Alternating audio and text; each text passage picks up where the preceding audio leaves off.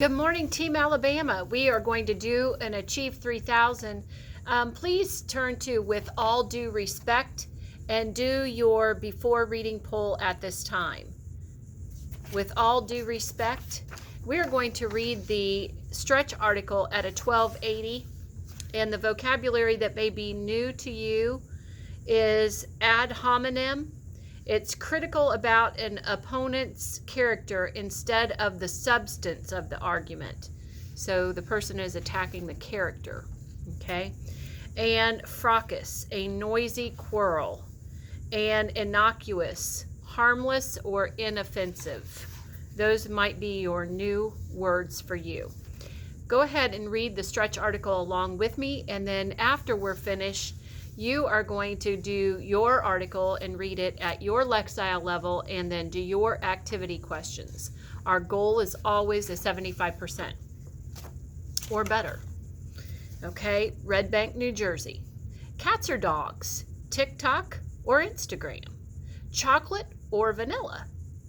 Star Wars or the Avengers? Hip hop, rock, pop, or country? No matter what your personal preferences are on these controversial questions, one thing's for sure, there are plenty of topics to disagree about in the world.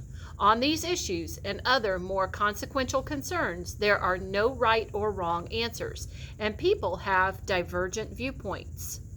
When people who disagree talk about their opinions, their conversations can lead to a greater understanding between one another. Or they can precipitate problems and engender a whole lot of hard feelings, even when the topic seems relatively innocuous or harmless. For example, check out this dialogue between two fans watching a basketball game on TV. Diana, the Celtics are the greatest team in the NBA. Cole, rolling his eyes. Those has-beens, you gotta be kidding. The Lakers rule. Diana, crossing her arms and scowling. You're totally ignorant. The Lakers are a bunch of no-talent show-offs. Cole, the Celtics are ancient history. You're so last century, Diana-saur. Diana, switching off the TV. Go watch the game somewhere else. Cole for brains. Cole stomps out of the room and slams the door. That discussion went downhill fast, turning into an acrimonious altercation, but Diana and Cole could have disagreed without being so disagreeable. When people have a difference of opinion, whether it's about sports or social justice, pop music or politics, they can express their ideas in a respectful way. Experts say that practicing a few key techniques can improve communication and keep tensions from escalating. Helping people develop empathy and strengthen relationships and resolve conflicts. Listen up.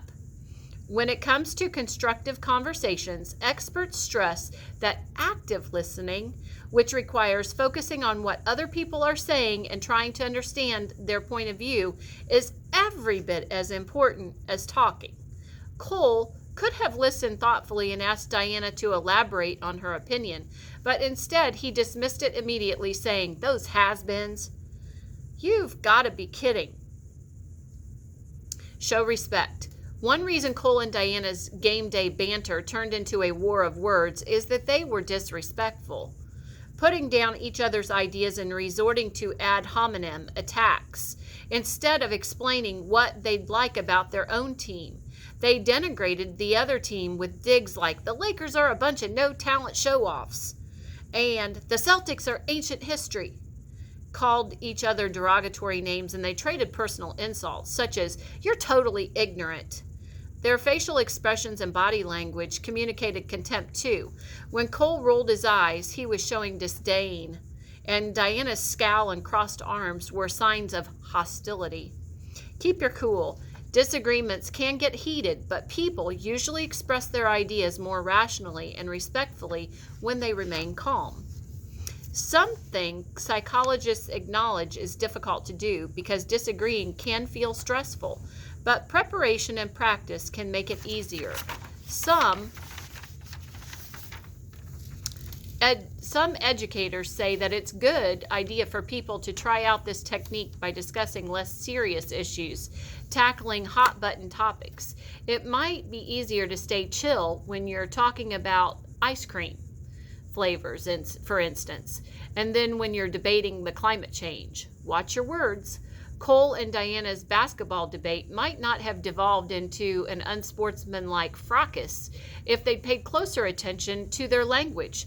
Experts offering commentary on their conversation would have advised them to use I statements to convey their opinions. Statements like these can keep a discussion moving in the right directions. I want to understand your opinion better. Can you tell me why you feel that way? I can tell that you feel strongly about this. I'd like to hear about your reasons. I hear what you're saying. Now, can I tell you what I believe? If Cole and Diana had listened to each other, shown respect, stayed calm, and chosen their words carefully, they might have been able to put aside their difference of opinion and then settle back and enjoy the basketball game together.